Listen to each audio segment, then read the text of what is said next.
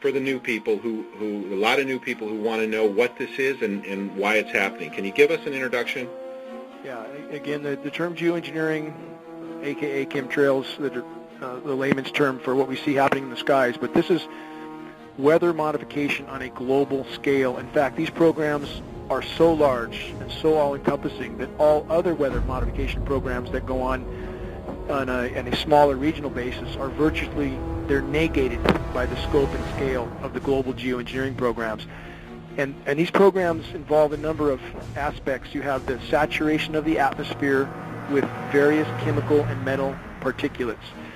And there appear to be various purposes and objectives with this saturation.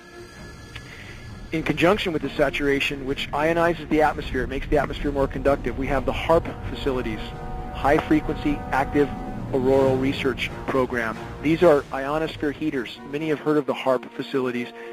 There's not just one or two or three. We believe there's at least 18 around the globe, possibly with 3 more being built in Antarctica right now.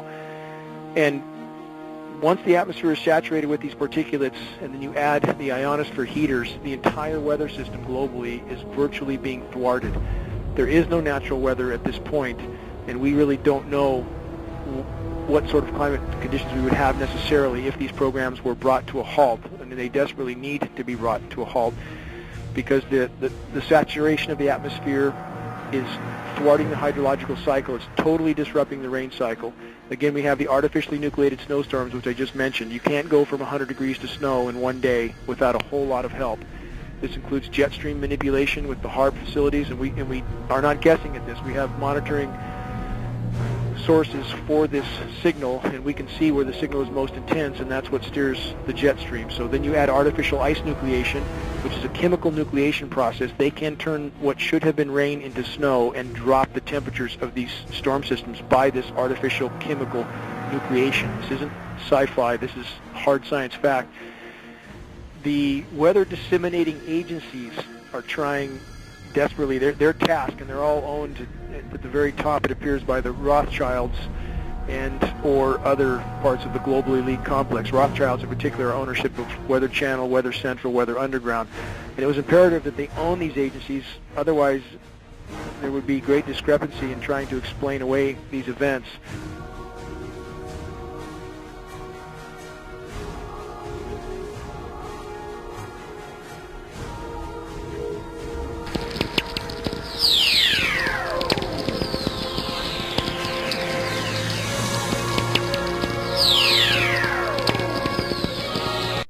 This next story is so unbelievable, we didn't think it could possibly be true. But after receiving thousands of records and declassified reports from the Army, it's confirmed that during the Cold War, the United States military conducted secret tests on unsuspecting people in the city of St. Louis. A local sociologist will make her findings public tomorrow, but she spoke first to the I-Team's Lisa Zigman.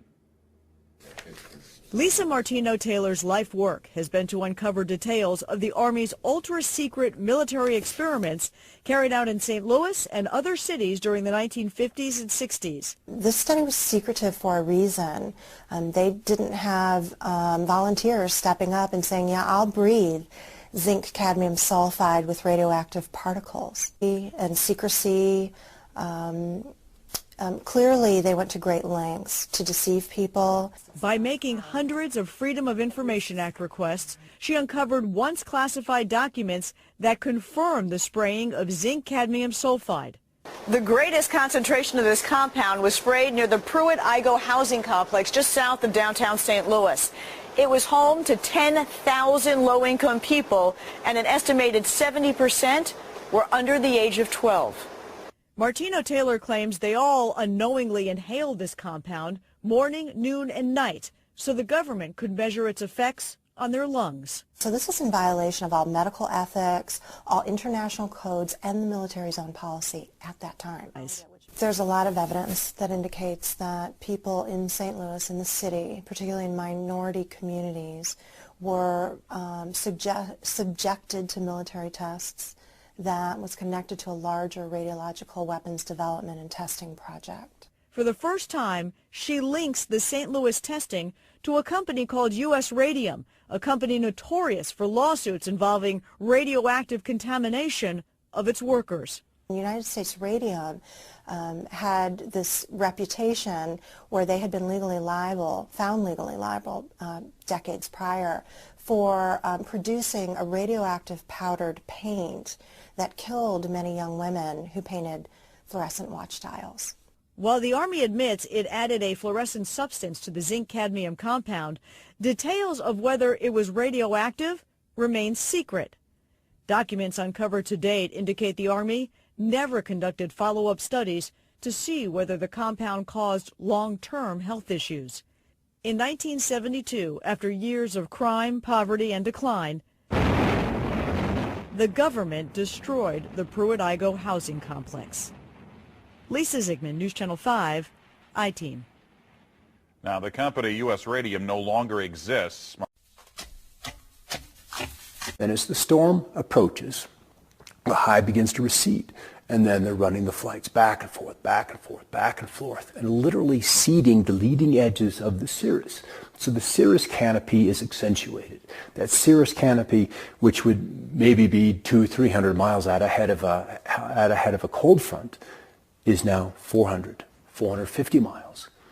Based on geoengineering data, it would appear the Pacific Northwest gets an excessive amount of the fallout from these programs because much of the weather, much of the precipitation and the storm tracks and the jet stream move across us.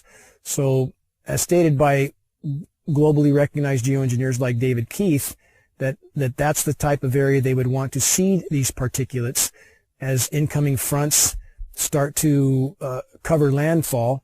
And that's exactly what we see here. When there's any kind of incoming front, we see jets everywhere. Weather has always been a strategic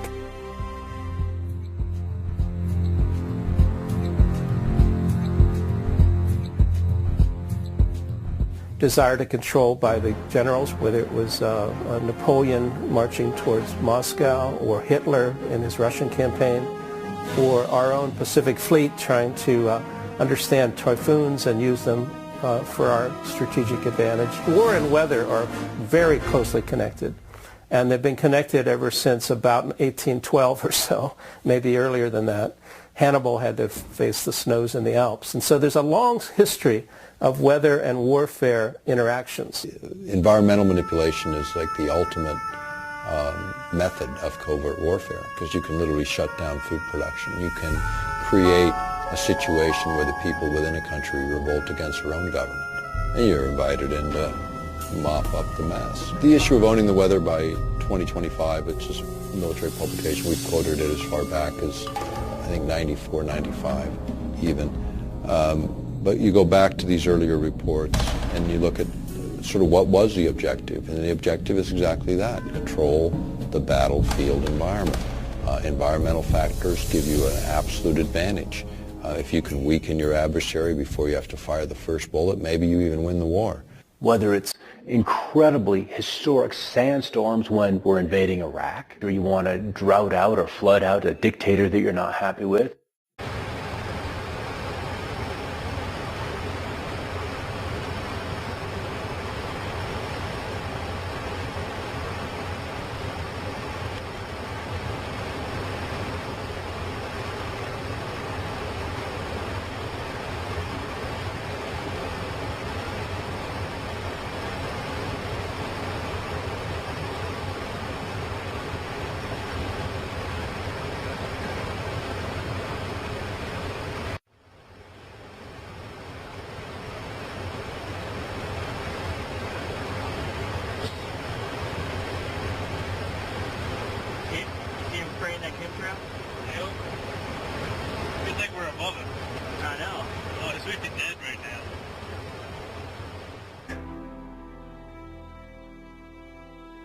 It just looks like classic geoengineering to me.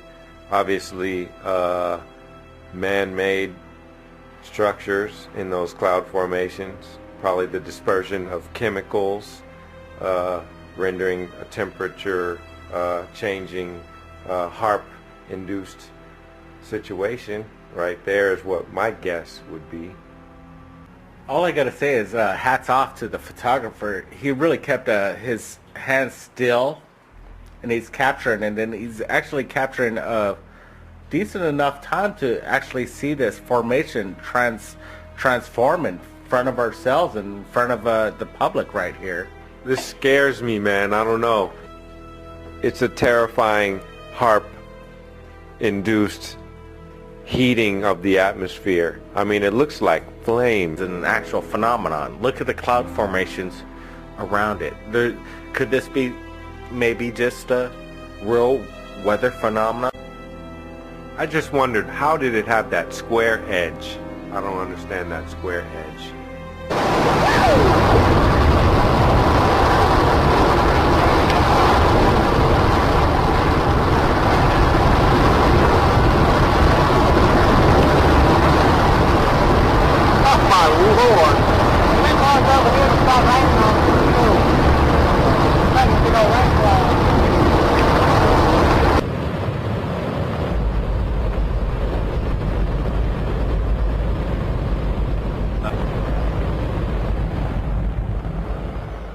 Now, the most amazing thing is that that cloud up there, which was generated by the engine, is just a mixture of hydrogen and oxygen. It's water vapor.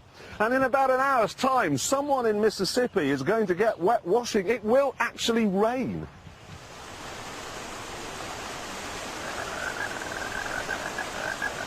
I told you, it's raining!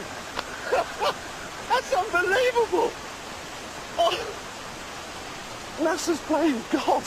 It's making its own weather.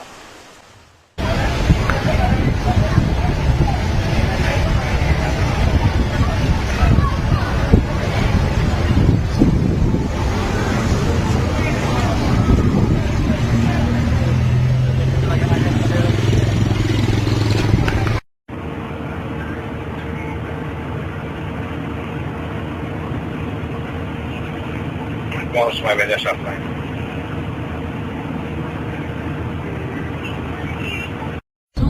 Европейскими центральными банками, которые в 2008-2009 годах реализовали лишь 155 тонн металла при квоте 500 тонн. С начала года золото подорожало уже на 18%, а с сентября прошлого года.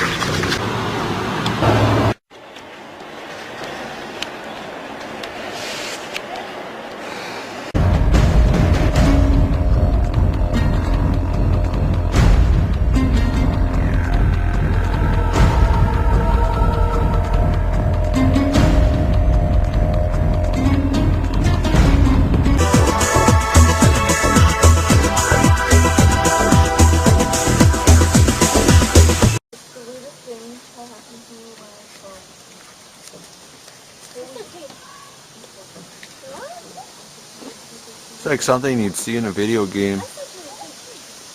On Mario.